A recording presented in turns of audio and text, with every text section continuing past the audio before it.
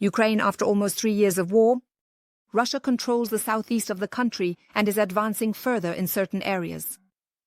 These areas are currently particularly heavily contested. There are also repeated air raid alerts nationwide. Ukraine has, in turn, advanced into Russian territory. Russia has not yet been able to completely recapture the Kursk region. There was a massive wave of attacks last night. Russia has bombarded Kiev, Odessa, and also Sumy in the northeast of Ukraine. Here, a holiday camp for children and teenagers was hit. To get an understanding of the situation, the U.S. Special Envoy for Ukraine, Keith Kellogg, arrived in Kiev in the morning. He said he also wanted to hold talks about a possible peace process and listen, as he tried to soften the harsh words of his boss, Donald Trump. A few hours earlier, Trump had stated that he was very disappointed with Ukraine. Kyiv is now complaining about not being at the negotiating table, saying they were not invited. Well, I say, you've been involved for 3 years. You never would have. You should have started with that. And you could have made a deal early on. And the US president adds more on his platform Trump Social. Zelensky had done a terrible job, and he is a dictator without elections. The reversal of the blame game is, to put it mildly, causing shock in Europe. In the afternoon, EU heads of state and government met again in Paris and via video conference. They want to have a seat at the negotiating table. After all, the largest portion of the frozen foreign assets of the Russian state is held, more than 200 billion euros in the EU. Moreover, most of the sanctions against Russia were decided by the EU, once again today.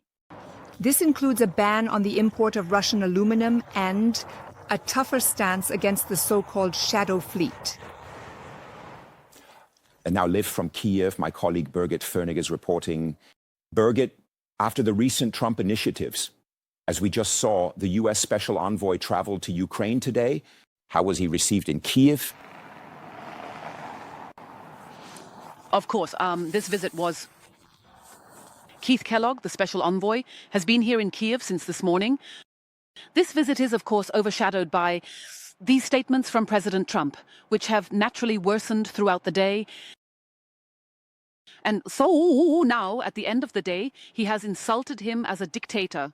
This creates significant rifts, of course. And for the Ukrainians, it sounds like mockery. They are going wild on social media. And they are, of course, saying that here the roles of victim and perpetrator are being reversed. After all, Ukraine has been attacked. Everyone points that out. The civil society has now rallied behind President Zelensky because President Trump also questions whether he is the legitimate president or representative of this country. Are there perhaps voices on the other side saying, Trump aside, the main thing is that this war ends soon? No, I haven't heard that voice here today. So we have also conducted surveys. For Ukrainians, it is important that it is a fair peace, that it is a peace that truly guarantees security, both during the negotiations and afterwards. That's why they insist on security guarantees. It doesn't help them if the Russian army, so to speak, gets a breather and then strikes again. The Ukrainians have experienced this in the past. For example, in 2015, during the Minsk warning, they took Debaltsev, an entire locality in the east of the country, and they are trying to prevent that here. So, the Ukrainians definitely want their country's sovereignty to be preserved, and that's why they continue to insist on it. Reporting live from Kiev is my colleague Birgit Föhnig. Thank you very much.